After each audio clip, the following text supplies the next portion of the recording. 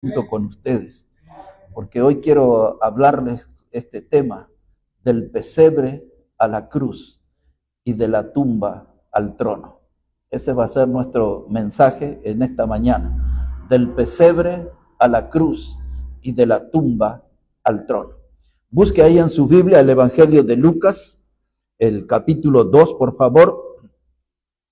El Evangelio de Lucas, el capítulo 2. Y vamos a leer allí versículo 1.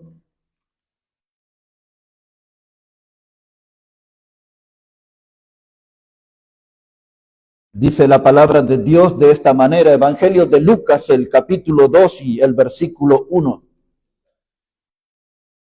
Aconteció en aquellos días que se promulgó un edicto de parte de Augusto César de que todo el mundo fuese empadronado. Este primer censo se hizo siendo Cirenio gobernador de Siria, e iban todos para ser empadronados, cada uno a su ciudad. Y José subió de Galilea a la ciudad de Nazaret, a Judea, a la ciudad de David, que se llama Belén, por cuanto era de la casa y familia de David, para ser empadronado con María su mujer, y desposada con él, la cual estaba encinta. Y aconteció que estando ellos allí, se cumplieron los días de su alumbramiento, y dio a luz a su hijo primogénito, y lo envolvió en pañales, y lo acostó en un pesebre, porque no había lugar para ellos en el mesón. Este pasaje, hermanos, acompañado del capítulo 2 del Evangelio de Mateo, son los únicos dos referentes bíblicos que tenemos acerca del nacimiento del Señor Jesucristo. Los dos nos hablan acerca del mismo evento, de un nacimiento en un pesebre. Lo primero que necesitamos comprender, que un pesebre era lo que nosotros llamaríamos un establo, un lugar donde duermen o pasan sus noches los animales. Por lo tanto, es fácil deducir que es un lugar oscuro, frío, maloliente, un lugar que está lleno de desechos, de desperdicios de los animales, donde ellos hacen sus necesidades antes del descanso.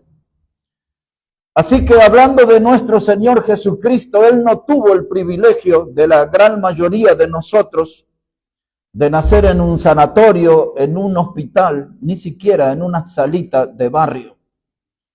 Nació en ese lugar humilde, un establo, rodeado de animales y de desperdicio. Cuando el Señor Jesucristo nació, se manifestó en este mundo, el Dios hecho hombre. No había allí un comité de recepción. No estaba una organización para darle la bienvenida a esta vida, a este mundo. No estaba la prensa, no había medios de televisión ni del periodismo gráfico, ni siquiera estaba la prensa religiosa en ese lugar, esperando el nacimiento de nuestro Señor Jesucristo. Un día en los cielos hubo una gran decisión. Un día el Señor Jesucristo entendió que era su hora y su tiempo de venir a este mundo. Un mundo que estaba perdido en sus pecados, transitando en el camino ancho de la perdición eterna. Él era la única persona que podía rescatar al pecador, salvarle, darle perdón y darle salvación eterna. Quizás Él miró a los ángeles, pero ninguno podía redimirnos, rescatarnos a nosotros. Y Él, sujeto a hacer la voluntad de su Padre, vino a este mundo. El consentimiento de Dios de que iba a entregar lo más precioso para morir por los peores pecadores, El desprendimiento de Dios fue inmenso. Y cuando usted lee el Evangelio de Juan, en el capítulo 3 y el verso 16, que dice, de tal manera amó Dios al mundo que nos ha dado a su Hijo unigénito. Repare en esa expresión, nos ha dado. Dios nos regaló lo mejor del cielo para que viniera aquí a la tierra. Nos ha dado, lo ofreció a los humanos lo mejor a su Hijo Jesucristo. Y eso explica la primera parte del texto, de tal manera amó Dios. No hay otro amor similar. No hay otra expresión de amor que pueda aproximarse a ese que Dios dio lo más valioso, lo más importante, a su Hijo unigénito. Nos ha dado a su Hijo unigénito. Nos regaló un regalo precioso que nos trajo salvación que es eterna. Cuando el apóstol Pedro habla acerca del Señor Jesucristo y cuenta sobre su ministerio en la casa de un hombre que se llamaba Cornelio. Este hombre era un religioso temeroso de Dios, pero faltaba el paso más importante en su vida, creer en Jesús como el Salvador. Ustedes recordarán esa historia, que Pedro tuvo una visión sobre un lienzo con animales inmundos. Y esa visión tenía un mensaje, que se iban a abrir las puertas del Evangelio para los gentiles. El Señor les había confiado las llaves a Pedro. Lo que hoy el mundo religioso equivocadamente dice, Pedro tiene las llaves del cielo, él le abre, le cierra. No, eran las llaves del Evangelio. Esas llaves que le abrió a los gentiles. Y Cornelio fue el primer gentil que se convirtió y Pedro fue a su casa. Y cuando le empieza a explicar la obra del Señor Jesucristo, llega en el capítulo 10 y en el verso 38, y Pedro le dice a Cornelio y a los que le rodeaban acerca de Jesús de Nazaret, que anduvo haciendo bienes y libertando a los oprimidos por el diablo, porque Dios estaba con él. Ese era el discurso de Pedro en Hechos 10:38.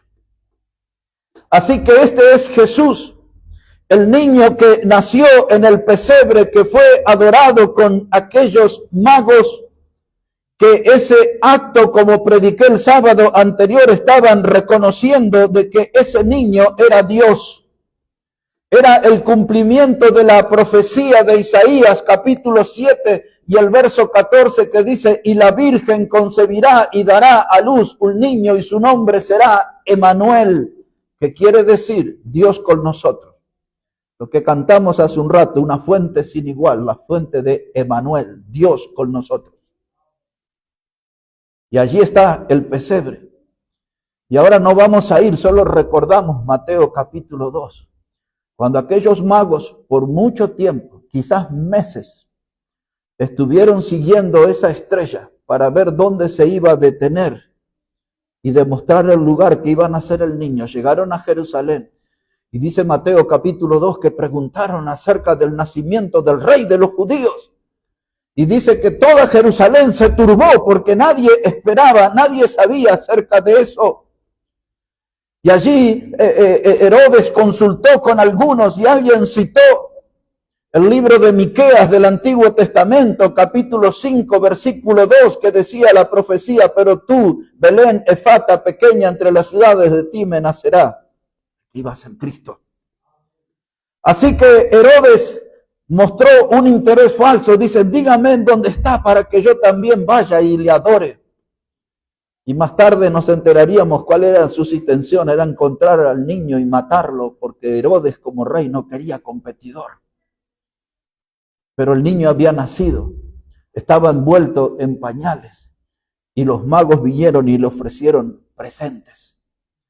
Dice que era oro, incienso y mirra. En cada uno de esos presentes hay un mensaje. En cada uno de esos presentes hay una enseñanza. El oro en la Biblia nos habla acerca de la gloria de Dios. El oro era en la clase de regalos que se le acostumbraban a dar a los reyes. De modo que en ese presente esos magos estaban reconociendo que ese niño era Dios y que ese niño iba a ser el Rey de Reyes y el Señor de Señores. Y luego dice que era incienso. El incienso era una clase de perfume que solamente se producía para ser usado en el Antiguo Testamento, en los 40 años que Israel estuvo en el desierto, en el tabernáculo, en la parte que se llamaba el lugar santo, el lugar santísimo. Y luego ya en el templo se ofrecía ese incienso y era solamente en un reconocimiento a la presencia de Dios. De modo que había una ley en el Antiguo Testamento, escrita en el libro de Éxodo, que si alguien producía esa clase de incienso para la venta, ese iba a ser muerto. Porque era solamente algo para ser ofrecido a Dios y para reconocer que estaban en presencia de Dios. De manera que cuando esos magos trajeron el incienso, estaban reconociendo que ese niño era Dios. Y luego trajeron mirra.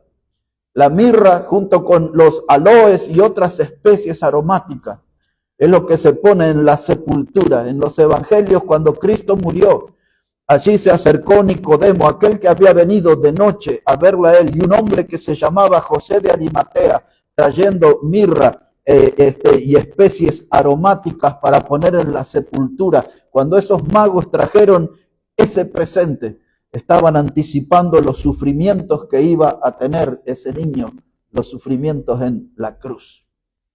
Así que desde el pesebre nosotros tenemos un mensaje que sale, una voz viva que resume lo que el Evangelio de Lucas capítulo 19, verso 10, en la casa de Zaqueo, Jesús dijo, el Hijo del Hombre vino para salvar lo que se había perdido. Desde el pesebre viene ese mensaje, comienza a andar el Señor Jesucristo en esta vida y el propósito estaba manifestado. El Hijo del Hombre vino a buscar y a salvar a lo que se había perdido. El propósito por el cual Dios nos ha dado a su Hijo unigénito para buscar y para salvar a lo que se había perdido. El Señor Jesucristo nunca escribió un libro. Solamente sabemos acerca de él cuando estaban aquellos apedreadores salvajes e hipócritas para sepultar a la mujer que fue sorprendida en adulterio. El Señor Jesucristo algo escribió en la tierra, dice. No sabemos qué escribió, pero ahí nunca escribió un libro. Sin embargo, este mundo, los ojos humanos lo que más han leído es acerca de Jesús. Nunca los ojos humanos leyeron tanto acerca de otra persona o de otro evento de esta vida que no sea de Jesús. El nombre más leído. Les daré una pista. El Evangelio de Juan, el último versículo del Evangelio. Note conmigo lo que dice. Evangelio de San Juan, capítulo 21, verso 25, es el versículo que cierra ese Evangelio. Y mire cómo dice la palabra de Dios acerca de nuestro Señor Jesucristo. Evangelio de Juan, el capítulo 21, versículo 25.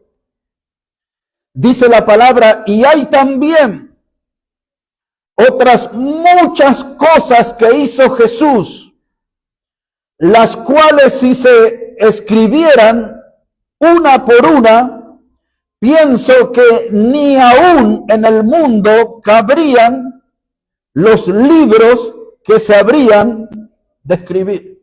Él nunca escribió un libro, pero hizo tantas obras que nosotros conocemos. Y dice Juan, su discípulo amado, si se escribieran todas las cosas que Jesús hizo, no cabrían todos los libros del mundo. Su obra fue inmensa, desde el pesebre a la cruz.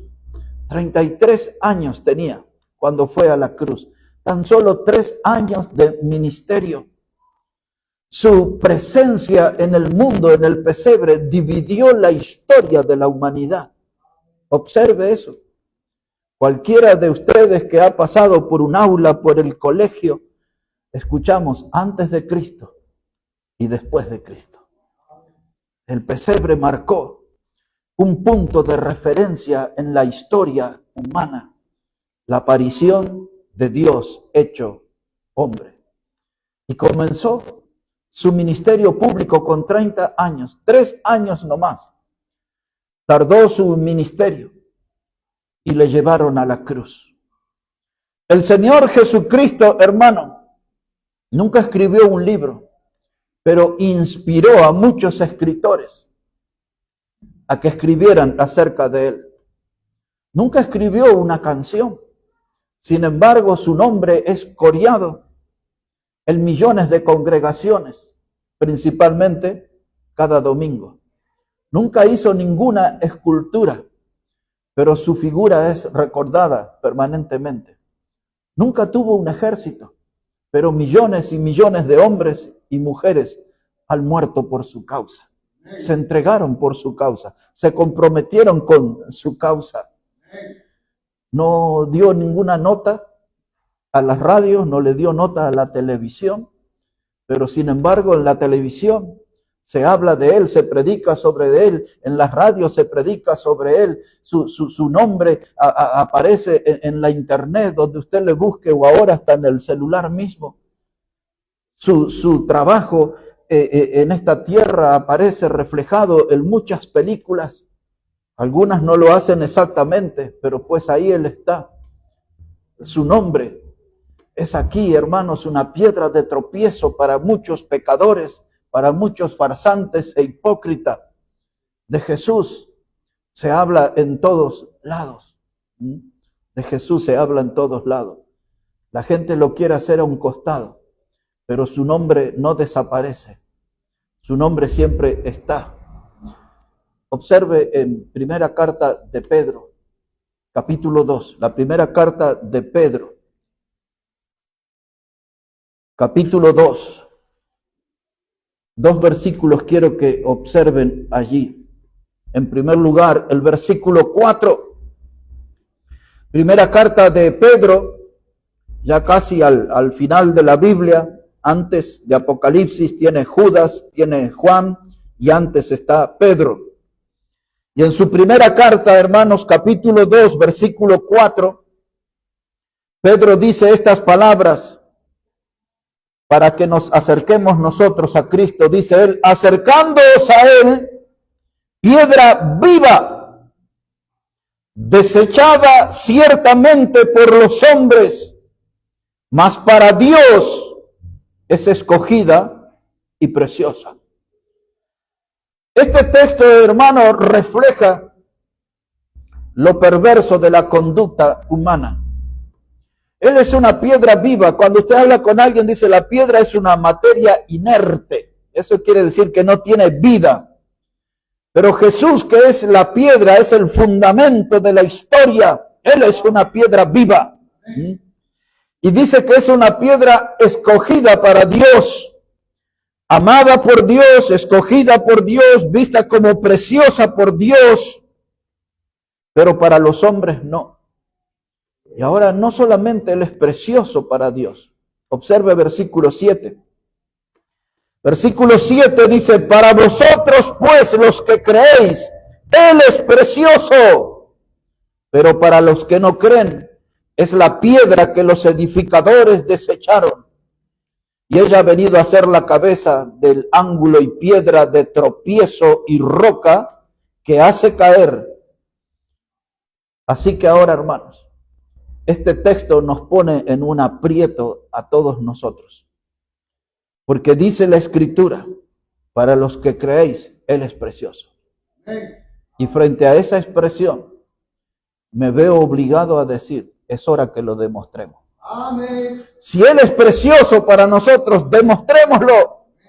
Con nuestro estilo de vida, con nuestro estilo de servicio, con nuestro grado de compromiso, con nuestra forma de entrega, de consagración. Si Él es precioso, hermanos, es hora de demostrarlo. porque esta piedra es la que los edificadores desecharon. Esa frase es tomada del libro de los Salmos. Y los edificadores se refiere a la sociedad. Y la sociedad ha desechado a Jesús. Es lo que Isaías lo dijo en aquellas palabras: despreciado y desechado entre los hombres. Pero esta piedra que desecha la sociedad se transformó en una piedra de tropiezo. Note la diferencia. Para los que creemos, Él es precioso, pero para el que no cree, Él es la piedra de tropiezo. Es el obstáculo. Es lo que la gente que sabe acerca de Él, nunca han creído en Él, pero saben acerca de Él y tienen, hermano, una tortura en su conciencia con su mal obrar. La gente que está involucrada en diferentes clases de pecado tiene el recuerdo de la persona de Cristo y saben que están obrando mal. Porque Él es el que marcó la regla, el estilo de vida correcto que debe tener un hijo de Dios. Y el mundo que está en la vereda de enfrente, cuando lo mira a Cristo, lo ve como un obstáculo, una piedra de tropiezo. Ellos saben que obra el mal, porque hay una persona que nació un día en un pesebre y llegó hasta la cruz, que le demuestra el mal obrar de ellos. Observe cómo lo describió Juan en el capítulo 3. Le dije que tuviera tiempito y calmita, ¿no? Evangelio de Juan, capítulo 3. Después de ese texto que es el corazón de la Biblia, el verso 16, observe lo que dicen los versos que continúan. Evangelio de Juan, el capítulo 3, va a explicar por qué el Señor es piedra de tropiezo para los que no creen. Evangelio de Juan, capítulo 3, verso 17. Dice el Señor Jesús ahí: porque no envió Dios a su Hijo al mundo para condenar al mundo, sino para que el mundo sea salvo por Él. Esto es lo incomprensible de este mundo, que rechaza a Jesús, que desprecia a Jesús, que le da la espalda a Jesús. Él no vino para ser su juez, Él vino para ser su Salvador. Pero sí es cierto que aquellos que hoy le desprecian como el Salvador, mañana le verán como juez. Pero hoy Él está ofreciéndose al mundo como el Salvador. Hoy, en esta hora. ¿Cuánto es? Como 13 de abril hoy, ¿no? Hoy está ofreciéndose al mundo como el Salvador. Y ustedes recordarán conmigo el Evangelio de Juan 10 y verso 9. Jesús dice: yo soy la puerta y el que por mí entrare será salvo. Él es el Salvador. Hoy se ofrece al mundo como el Salvador. Él es una puerta abierta. Cualquier clase de pecador puede entrar hacia Él y ser salvo por Él. Él no vino a condenar al mundo. Él vino para que el mundo sea salvo por Él. Pero si el mundo no lo quiere, observe lo que sucede. Verso 18. El que en Él cree no es condenado, pero el que no cree ya ha sido condenado porque no ha creído en el nombre del unigénito Hijo de Dios. Y esta es la condenación, que la luz vino al mundo y los hombres amaron más las tinieblas que la luz, porque sus obras eran malas. Ya en el capítulo 1 se explicaba de este evangelio que Jesús era la luz que había venido al mundo. Juan el Bautista vino a hablar de la luz y le explicó a la gente: yo no soy la luz, el que viene detrás de mí. Pero dice este verso 19 que la condenación alcanza al mundo porque ellos aman las tinieblas, no aman a Jesús, que es la luz. Ellos quieren las tinieblas porque el hombre supone que en la oscuridad quedan en secreto, a escondidas sus pecados. Y se olvidan que Dios es omnipresente, sus ojos todo lo ven. Su mirada recorre cada rinconcito del universo y no hay forma de esconderse de Dios. Pero ellos están empecinados de protegerse en las tinieblas y el texto lo explica, el verso 19. ¿Por qué hacen eso? Porque sus obras son malas. sus obras son malas y piensan que se pueden esconder de Dios y jugar a la escondida de Dios. Y esto es un hábito que muchos creyentes de nuestra congregación deben corregir, porque en esta iglesia hay gente que juega a las escondidas de Dios. Pero Dios todo lo ve. Nosotros no nos enteramos. Nosotros no sabemos todo acerca de usted. Usted no puede saber todo acerca de mí, pero Dios todo lo ve. Nada queda encubierto frente a sus ojos. Dice el escritor a los Hebreos en el capítulo 4 y el versículo 13. Después que en el verso 12 dice aquel texto que la palabra de Dios es viva y eficaz y cortante como espada de dos filos, el texto que sigue dice que todos estamos como desnudos frente a Dios. Dios todo lo ve. No hay forma de ocultar nada de Él. Y los hombres hicieron una elección equivocada. Y uno se pregunta, ¿hasta cuándo nosotros los hijos de Dios nos seguiremos equivocando como los incrédulos? Porque en la historia se equivocaron cuando gritaron, crucifícale, crucifícale, demostrando que no querían saber nada con Él. Es más, el pueblo reunido le dijo a Pilato que su sangre sea sobre nosotros y sobre nuestros hijos. Y eso le costó estar 2000 años sin tierra. Israel no tuvo tierra por 2000 años. Recién, 14 de mayo de 1948, volvieron a ser una nación. Casi 2000 años de historia por una mala decisión. El coro se levantó, crucifícale, crucifícale. No querían saber nada con Cristo. Lo grave es que hoy hay muchos creyentes que no quieren saber mucho con Cristo. Porque uno los mira y no los encuentra tomando la cruz y siguiéndole cada día. Amén. No hay tantos creyentes así. Sin embargo, el desafío de la palabra de Dios para todos nosotros es ese, el de poner las manos en el arado, el de tomar la cruz y seguirle cada día. Ese es el estilo de vida que Dios espera de cada uno de nosotros. El niño Dios que nació en el pesebre trajo un mensaje. Ese niño creció, caminó entre los pecadores, anduvo por los caminos polvorientos llevando el mensaje, anunciando, arrepentíos, arrepentíos, el reino de los cielos está entre vosotros. Otra vez dijo en el Evangelio de Marcos capítulo 1, el versículo 14, dice arrepentíos y creed en el Evangelio. Era el mensaje que él daba, su famoso sermón del monte, bienaventurados. Y ahí nombra 8 bienaventuranzas en ese capítulo 5 de Mateo. Los pobres en espíritu, los de limpio corazón. ¿Recuerdan ustedes? Los que lloran, los misericordiosos, los pacificadores. Bienaventurados, bienaventurados, bienaventurados. Hermanos, predicó. Pero fue una piedra en el zapato para la gente de su tiempo. No toleraron sus mensajes. La prédica del jueves, ¿recuerdan?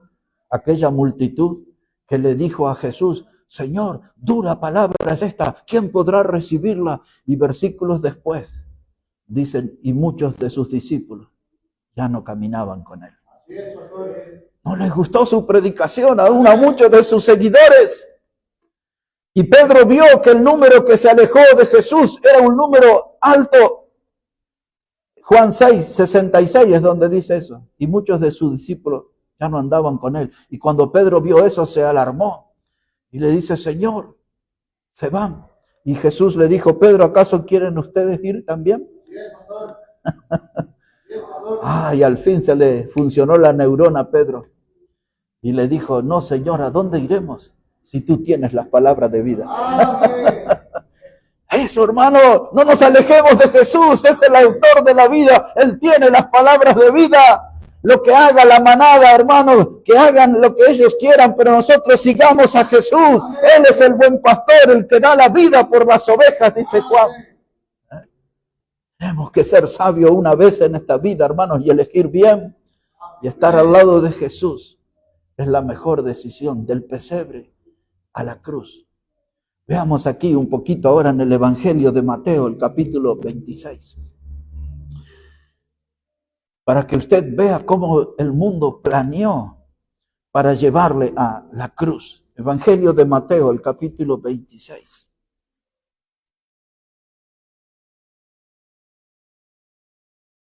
Y este es parte de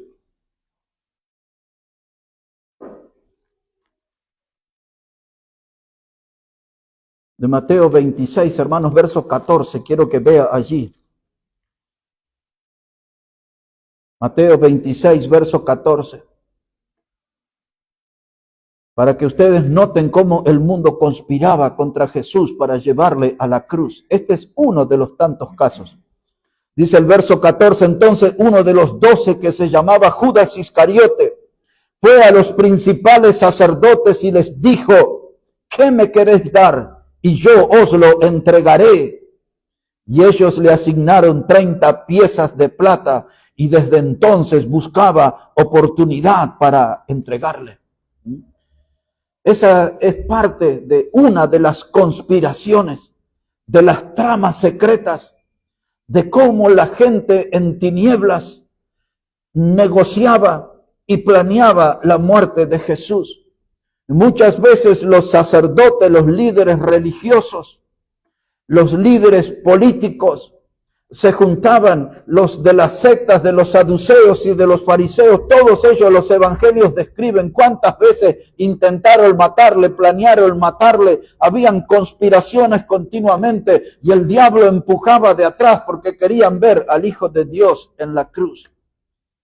Y aquí lo curioso es que uno de sus discípulos, 3 años, casi 3 años y medio, compartió todos los días con él. Judas el Iscariote fue testigo de los grandes milagros. Judas el Iscariote, sus oídos escucharon los más grandes y maravillosos sermones de la historia humana. Judas el Iscariote compartió con el hombre más santo que pisó esta tierra. Judas el Iscariote no quiso darse cuenta que él tuvo el gran privilegio de caminar junto a Dios. Y aún así todo, como muchos de sus discípulos de nuestro tiempo, le traicionan a Jesús. Decía en la profecía del Salmos, refiriéndose a Judas, dice, aquel que de mi pan comía, levantó contra mí el calcañar. La traición, un traidor. Y a veces, hermanos, nuestro estilo de vida denuncia que no somos tan fieles. A veces nosotros practicamos traición con nuestro Salvador. A veces nuestra fidelidad tiene un precio. La de Judas fueron 30 piezas de plata. Era el precio que se pagaba por un esclavo. Era el precio que se pagaba por un buey. Te iba a comprar ese animal, 30 piezas de plata. Aquí está el precio de la traición. 30 piezas de plata que para nada le sirvieron. Porque esa ambición de Judas tuvo vuelo corto. Porque luego se arrepintió y tuvo que regresar al templo y tirarle a los sacerdotes y gritó él, dice, yo he pecado entregando sangre inocente, dijo Judas. Pero los que habían conspirado con él se lavaron las manos y le dijeron, allá tú. Fue la respuesta que le dieron. Aquí en este mismo capítulo está, quizás lo encontramos, capítulo 27, miren, a ver si lo encontramos allí. Dice la palabra de Dios, lo que les estoy contando. Capítulo 27, verso 4. Mateo 27, 4. Ahí escúchelo a Judas lo que dice. Dice, yo he pecado entregando sangre inocente. Mas ellos dijeron, ¿qué nos importa a nosotros? Allá tú. Y arrojando las piezas de plata en el templo salió y fue y se ahorcó. Para eso le sirvieron el precio de la traición. Y terminó quitándose la vida. El final de un traidor. Pero el capítulo anterior de Mateo, quiero que ponga la atención en el verso 26. Mateo 26.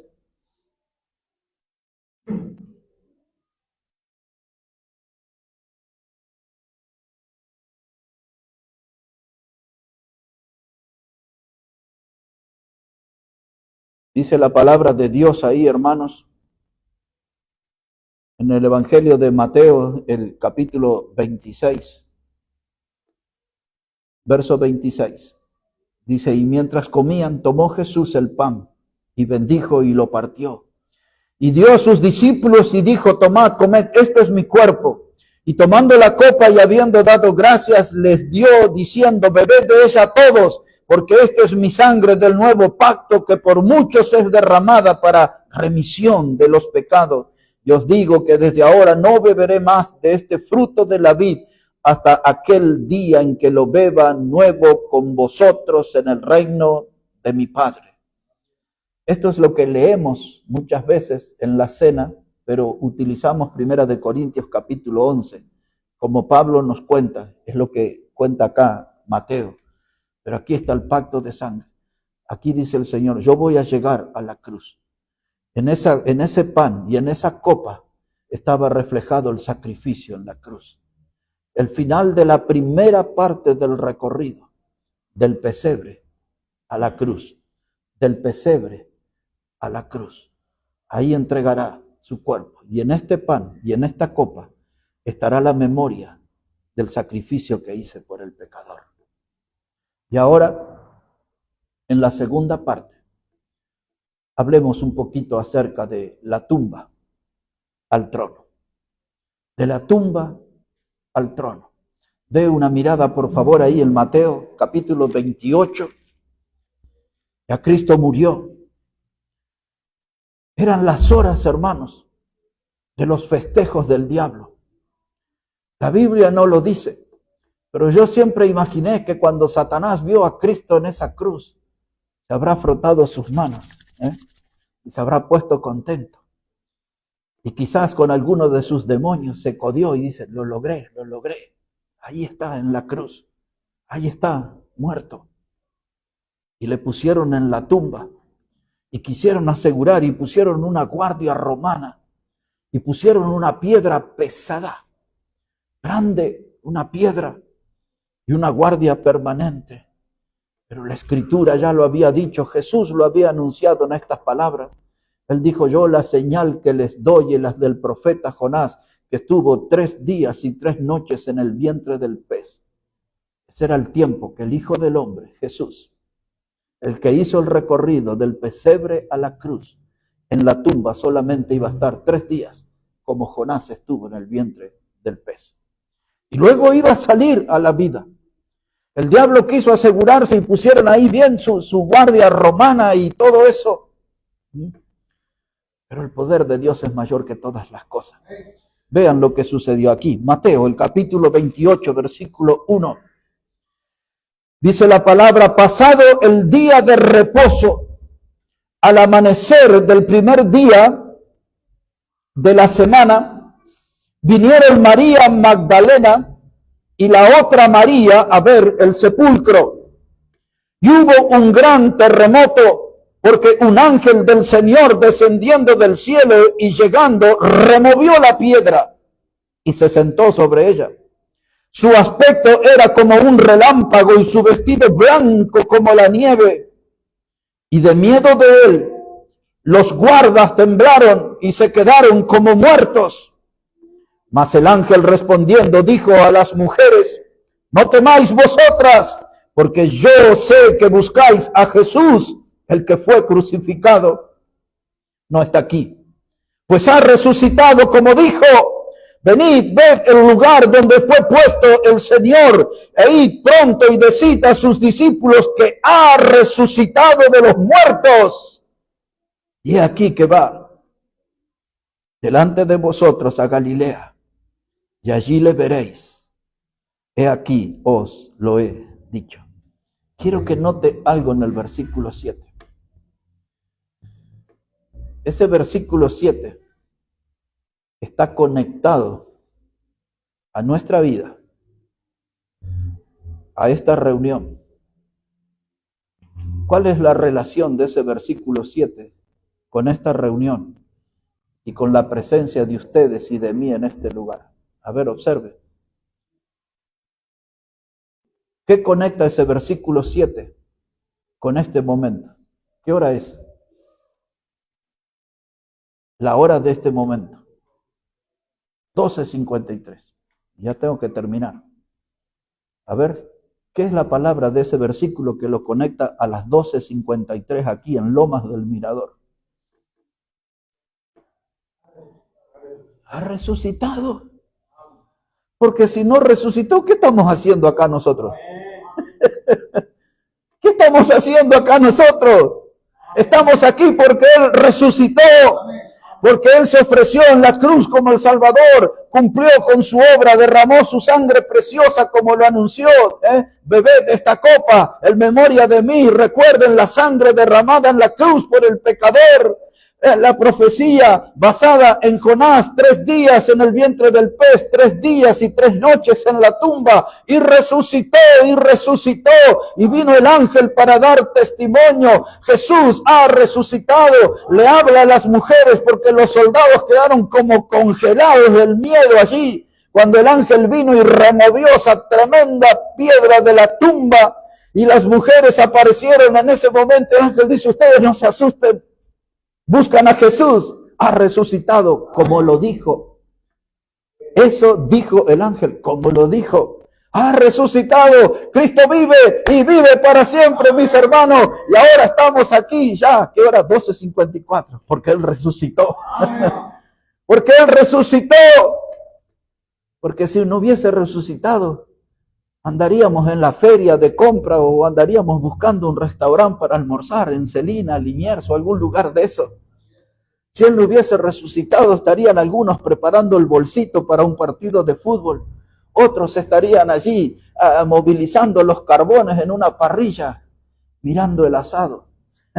Pero no estamos en esos lugares, estamos aquí porque Él resucitó. Resucitó, hermanos. Dios le levantó triunfante de entre los muertos. La tumba no pudo retenerle. Eso es lo que Pedro predicó en Hechos, capítulo 2, del verso 22 en adelante. Él habla que la tumba no pudo retenerle, hermano. Y allí Él resucitó. Cristo vive. Cristo vive. Hemos cantado el 466 hoy, ¿no? A nuestro Salvador vive. Y eso tiene que producir gozo en nuestra vida. Desde el pesebre a la cruz, desde la tumba al trono. Y ahora que Él resucitó, 2 o 3 textos de lo que viene hacia adelante. Y terminamos con nuestro mensaje. Pero en la semana, si Dios lo permite, hay mucho más para hablar acerca de esto. Observe algo que dejé pendiente el sábado anterior. Esto es en Filipenses, capítulo 2. Hemos estudiado hasta el versículo 8. Ahora quiero que note lo que dice versículo 9 en adelante. Filipenses, el capítulo 2 y el versículo 9. Así dice la palabra de Dios.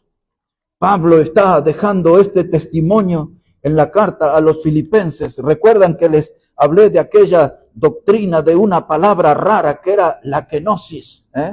La kenosis es la doctrina que enseña cómo Dios se vació, se despojó y se hizo hombre para ser semejante a nosotros. Y explicamos, nunca dejó de ser Dios, pero se vació, kenosis. Eso habla que Él dejó sus atributos de Dios y vivió como hombre, como semejante a nosotros, pero sin pecado, dice la Biblia.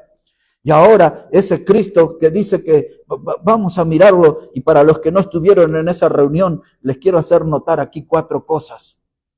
Allí empiezo por el verso 7. Yo quería hablar del verso 9, pero empiezo por el verso 7 para los que no estuvieron. El anterior dice que no estimó ser igual a Dios como cosa a que aferrarse. Verso 7, sino que se despojó, esa es la kenosis. Asimismo, tomando forma de siervo, número 1, forma de siervo, hecho semejante a los hombres, número 2, estando en la condición de hombre, número 3, se humilló haciéndose obediente hasta la muerte y muerte de cruz. Y como Dios el Padre vio estos 4 pasos en Jesús, el paso número 1, otra vez se hizo siervo, se hizo semejante a los hombres. Paso 2, estuvo en la condición de hombre, quiere decir que vivió como hombre. Paso 3, se humilló y se hizo obediente hasta la muerte de cruz. Paso 4, frente a esa realidad, Dios el Padre hizo algo, y es lo que cuenta el versículo 9. Observe lo que hizo Dios el Padre.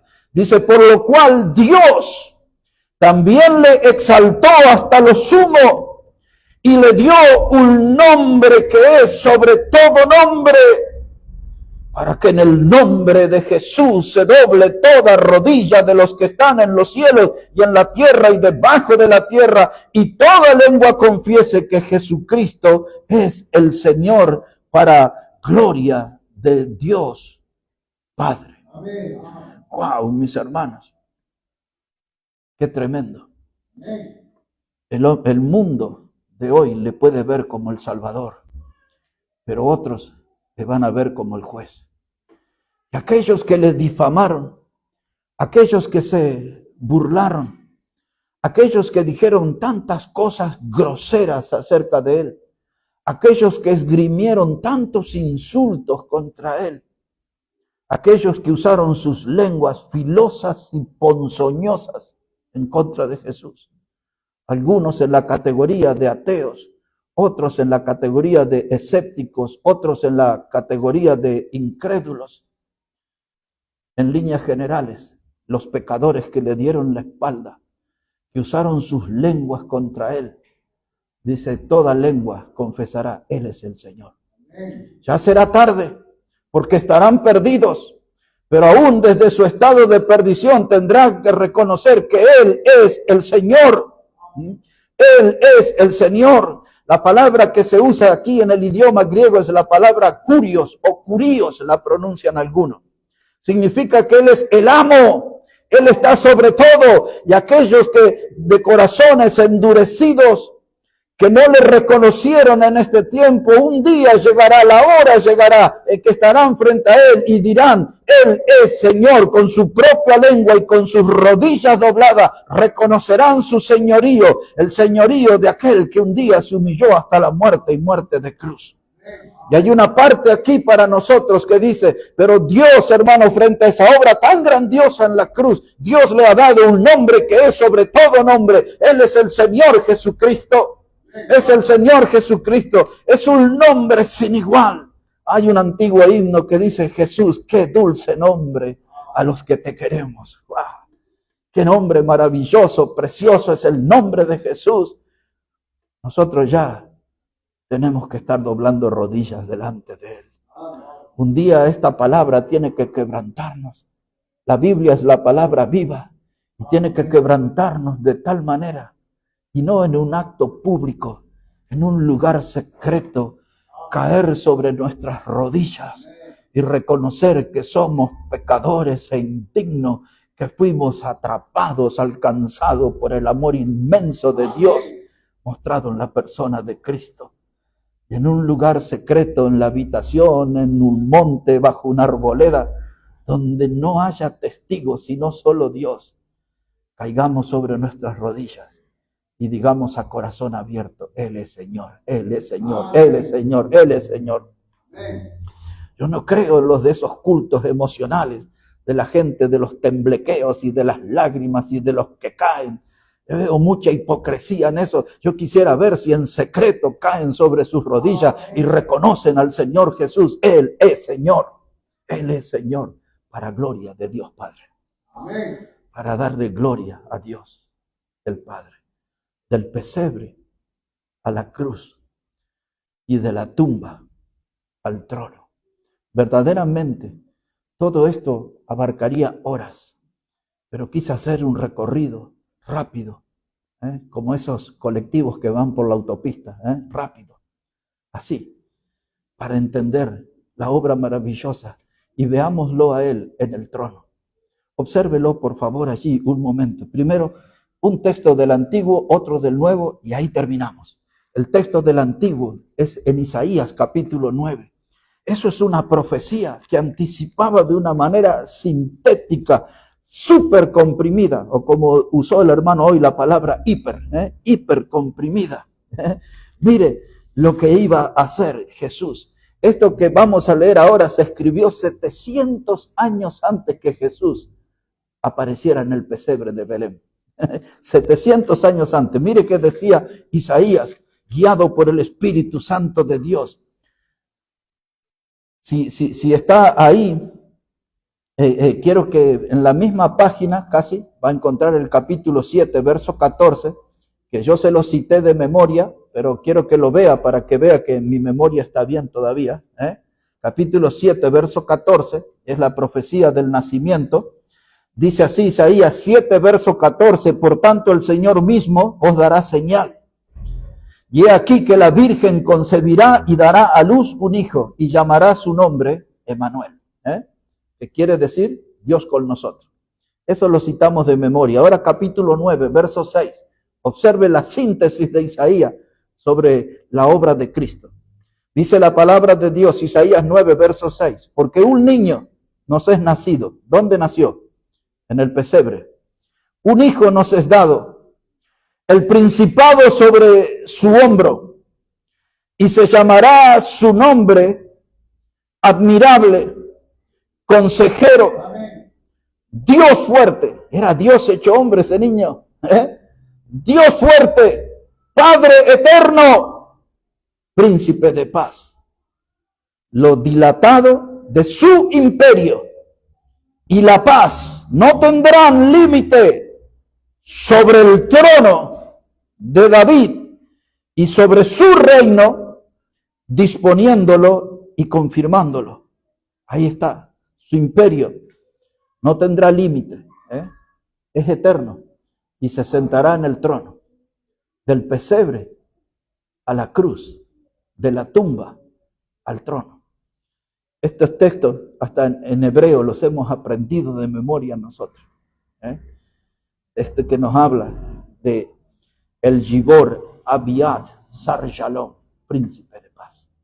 Pero vamos al final, en Apocalipsis 5, ahí vamos a terminar nuestro mensaje. Véalo junto conmigo en el trono. Podría leer un solo texto, pero como les pedí tiempito, les voy a leer como 11 versículos. Y con eso terminamos, hermano. Apocalipsis, el capítulo 5. Esto que escribe aquí Juan sucederá en muy poco tiempo. Todavía no sucedió. Pero si todo lo que hemos visto del pesebre a la cruz, hermanos, lo que hemos visto desde la tumba hasta nuestros días, esto sucederá en muy poco tiempo. Y así lo cuenta Juan, capítulo 5, verso 1. Dice la palabra, y vi en la mano derecha del que estaba sentado en el trono. Cristo es el que está en el trono. Luego lo va a decir. Un libro escrito por dentro y por fuera, sellado con 7 sellos. Y vi a un ángel fuerte que pregonaba a gran voz. ¿Quién es digno de abrir el libro y desatar sus sellos? Y ninguno, ni en el cielo ni en la tierra, ni debajo de la tierra podía abrir el libro, ni aún mirarlo. Y lloraba yo mucho, dice Juan, ¿no? Y lloraba yo mucho, porque no se había hallado a ninguno digno de abrir el libro, ni de leerlo, ni de mirarlo. Y uno de los ancianos me dijo, no llores, he aquí el león de la tribu de Judá, la raíz de David, ha vencido para abrir el libro y desatar sus 7 sellos. Y miré, y vi que en medio del trono, y de los 4 seres vivientes, y en medio de los ancianos, estaba en pie un cordero inmolado. ¿Sabe qué quiere decir esa expresión, un cordero inmolado?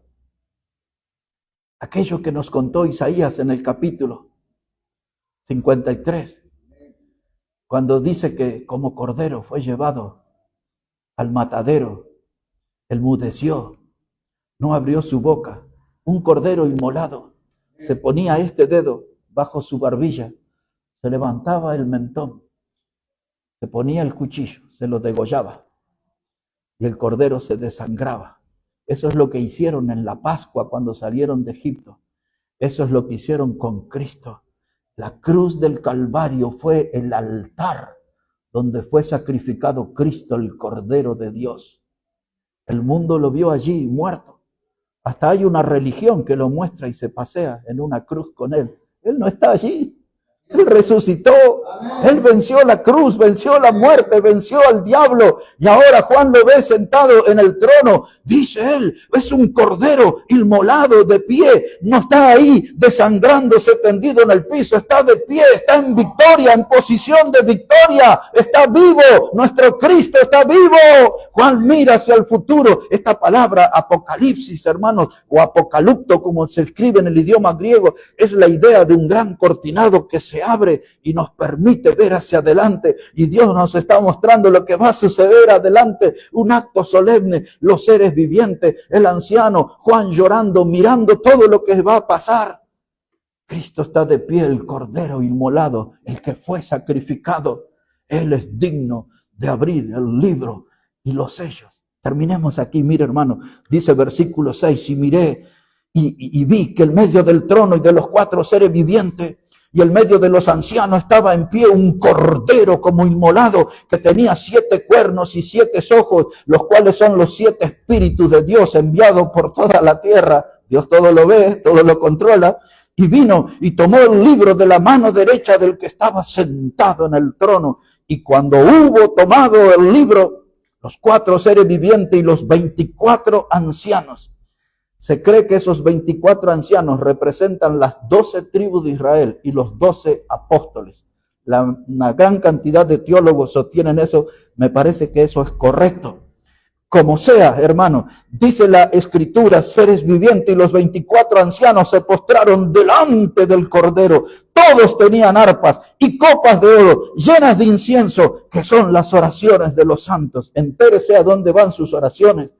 No se diluyen, no se evaporan, no caen en el olvido. Sus oraciones, sus días serán puestas delante del Cordero. Dice, copas de oro llenas de incienso, que son las oraciones de los santos. Verso 9, y cantaban un nuevo cántico diciendo, digno eres de tomar el libro y de abrir sus sellos, porque tú fuiste inmolado y con tu sangre nos has redimido para Dios de todo el linaje, lengua, pueblo y nación, y nos has hecho para nuestro Dios reyes y sacerdotes, y reinaremos sobre la tierra.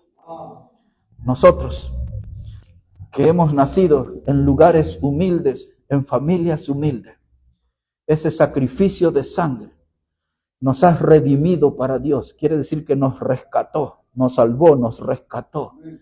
Y ahora hay un título que nos espera en el futuro. Reyes y sacerdotes. ¡Wow! Lo que jamás imaginamos, Él lo consiguió para nosotros por medio de su obra en la cruz. El sacerdote estaba siempre en la presencia de Dios. Su servicio estaba relacionado a Dios y para Dios. Los reyes estaban puestos en el lugar. Dice que todos los reyes, todos están en la mano de Dios. Todo lo que pasa en este mundo. En la cercanía de Dios hay una eternidad que nos espera. No hay un solo mérito en nosotros. Todo lo logró Él en la cruz. Todo lo consiguió Él en la cruz. Y para los que cantan bajito en esta congregación, prepárese porque va a estar obligado a cambiar en el futuro. Y tendrá que cantar un cántico nuevo. Porque ahí en el cielo sí nos escucharemos. Y vamos a poder cantar tranquilo porque nadie va a desafinar. Ninguno va a desentonar. Hasta yo me sentiré seguro en el cielo de cantarle al Señor, de honrar al Cordero que fue inmolado. Pero ahora vive, está de pie. El Cordero triunfante es el que nosotros tenemos, hermanos, que predicar. En la sangre de Cristo, el Cordero de Dios, hay salvación eterna para este mundo. Un breve paseo bíblico por las profundas verdades del pesebre a la tumba, a la cruz, y de la tumba al trono. Aquí está la obra de Dios. Que Él bendiga su palabra. Oremos a Él. Padre, te damos tantas gracias en esta hora por tu palabra que siempre nos habla y nos edifica y nos desafía y nos motiva y nos alimenta y nos fortalece. Gracias por esta palabra que es viva y por esta oportunidad de recordar en parte la gran obra de nuestro Señor y Salvador Jesucristo. Nos espera una semana agitada. Hay un mundo religioso, el movimiento, pero ellos no conocen a Cristo. Ayúdanos, Padre, con ese amor y con esa pasión de acercarnos a ellos y que puedan conocer a Jesucristo, tu Hijo amado, el verdadero Cordero de Dios que da salvación eterna a este mundo pecador. Bendice tu palabra, bendice cada vida, Señor. Todo lo pedimos en el precioso nombre del Señor Jesucristo. Amén y amén. Amén. Dios les bendiga, mis hermanos, grandemente. Hermano Omar.